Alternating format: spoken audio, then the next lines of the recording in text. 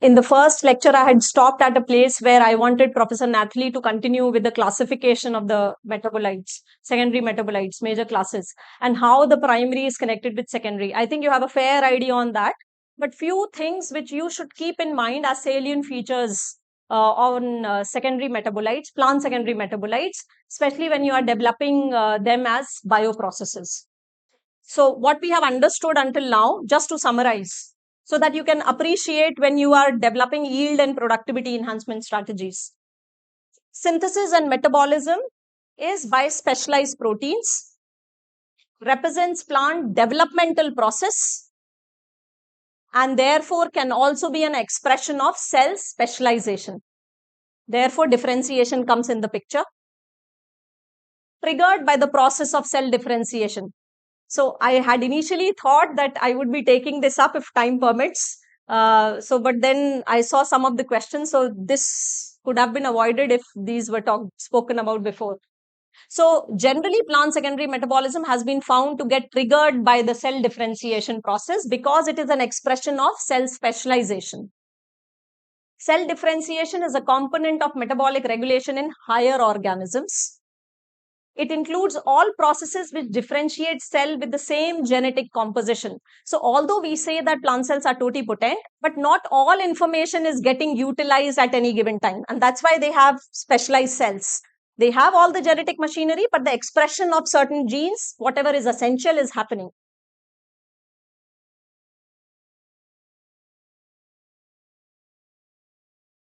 How are they accumulated? Yeah. Secondary metabolites. So as I mentioned, not all genetic information is actually getting utilized in the course of the development of plant cell. Biosynthesis of secondary product is usually limited to particular developmental stage and specialized cells. And that is why when you are working with single cells, you may have to work around other strategies of yield improvement or immobilization to give this biochemical signal to the cell that cell differentiation is happening and thereby trigger the secondary metabolite induction. Where are they accumulated? Secondary products are either secreted into the surrounding medium or stored intracellularly. They experience turnover processes with characteristics half-life. So this is also to be kept in mind that they do experience turnover processes. The extent of accumulation depends upon cell synthetic capacity and the capacity to metabolize the compounds. Everything is happening simultaneously. They are synthesizing and they are getting utilized for the purpose. Individual plant organs will differ in their significance in this process. Often storage and synthesis occur in different sites. Even what Nathalie was mentioning, that there can be tissue specific biosynthesis and storage. There are reports that camptothecin biosynthesis might be existing in the roots, whereby the storage and extraction happens from the bark. So it is important to understand where would you find the biosynthetic machinery and how much influence will it have when you are suddenly thinking. So it is not a straight extrapolation that you pick up a cell and it would necessarily give you your product when you do single cell fermentation. Individual plant organs that I told you, it is compartmentalized both in time and space. That is also to be kept in mind.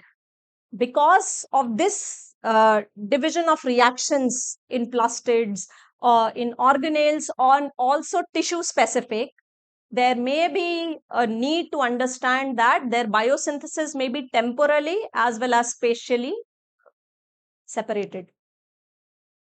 The concept, therefore, what is required? Why am I telling all this?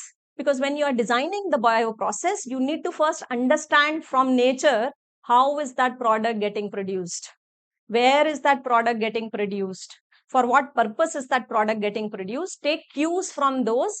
Then you should be able to decide whether I should pick up an organ culture and do a cultivation, whether it will work if I'll take a single cell suspension, plant cell suspension, or do I need to devise strategies? Maybe I need to divide it into a two-stage fermentation. wherein in the first stage, the idea would be to make the bioprocess and optimize the bioprocess for maximum biomass density. And in the second stage, I'll implement conditions to improve the product synthesis. Maybe that stage might require to induce organogenesis. Sometimes somatic embryo induction, you will see expression of secondary metabolites. In the cell culture stage, you may not be able to see any detectable amount of phytochemical. But once you induce organogenesis, you might be able to see the expression. It's well known of the secondary metabolite. So please play around, have the knowledge, and then design your bioprocess.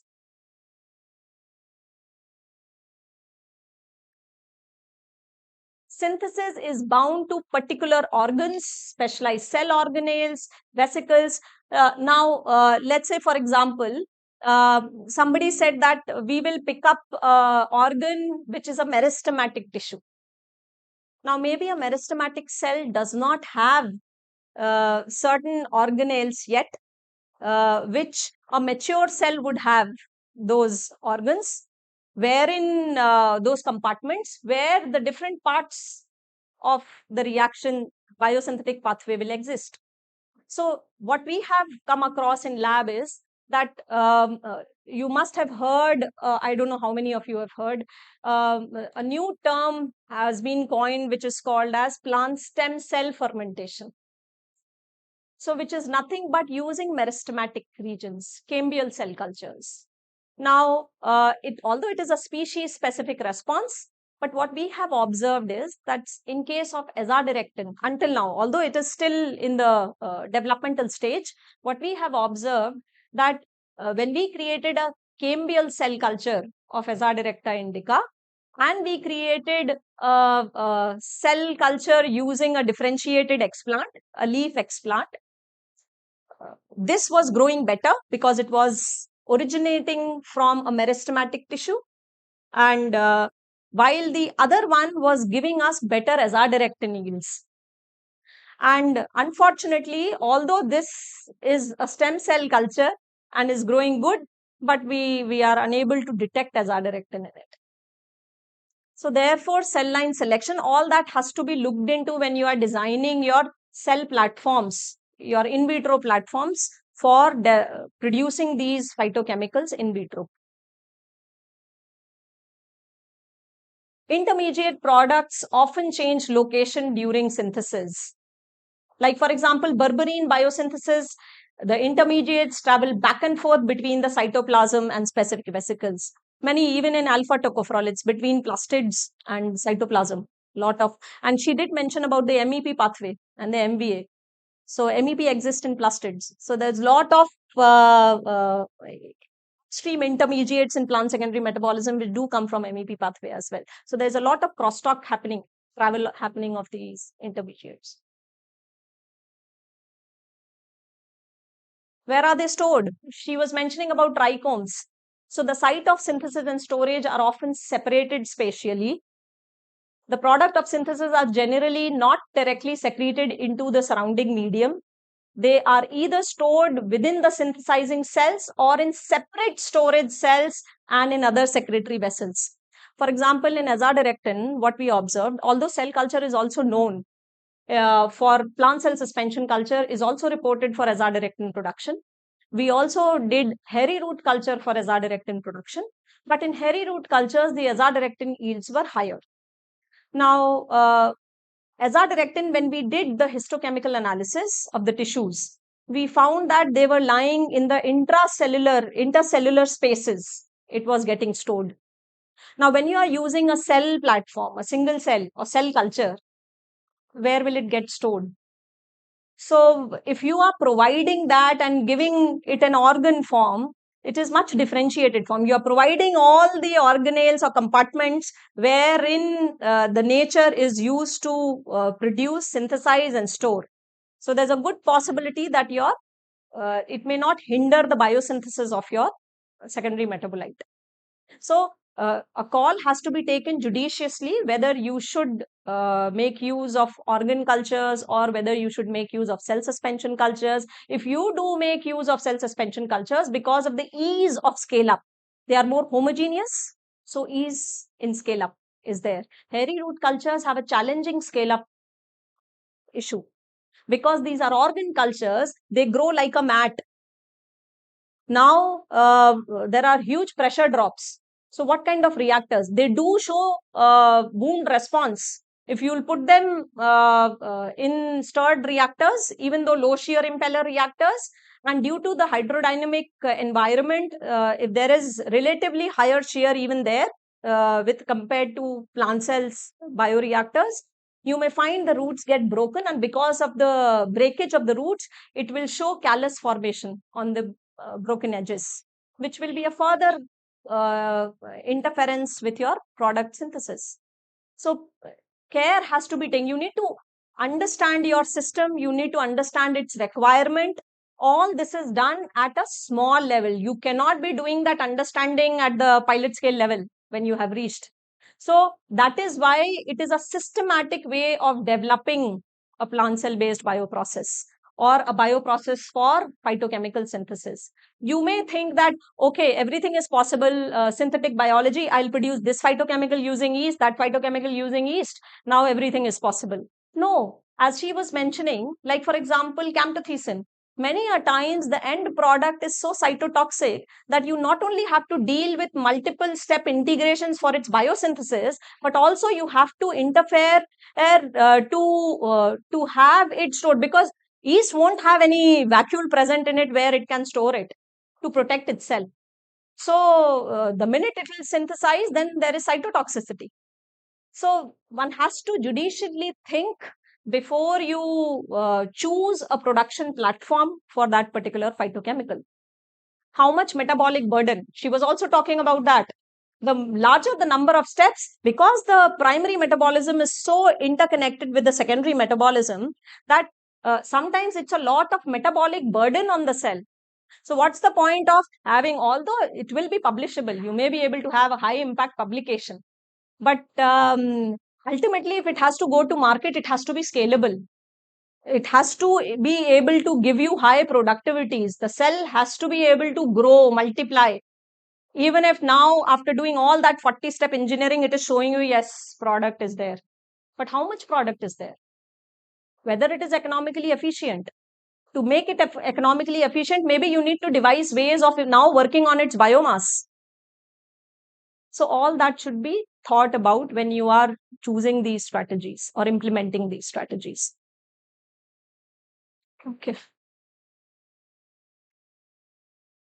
Sometimes what you may observe is while using mature cells, it is good. But meristematic cells usage will be better for greater biomass growth rates.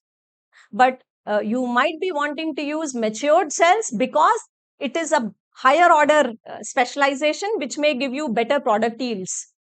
So everything, it has to be a balance between what is the impact of that modification on the biomass and what is the impact of that modification on the product synthesis, especially because you are working with secondary metabolism.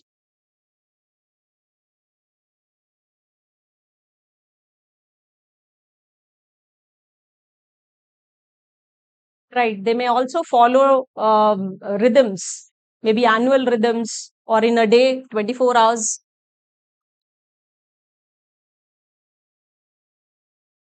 Now, these are certain examples. The expression of hyoscyamine 6 beta hydroxylase RNA occurs only in developing young roots.